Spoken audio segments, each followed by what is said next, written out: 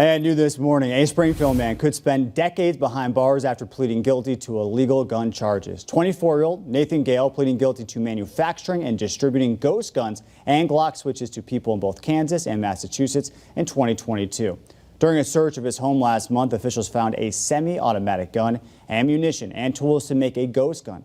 Gale, who had already spent a year in prison, is not licensed to carry. He's set to be sentenced in June of this year.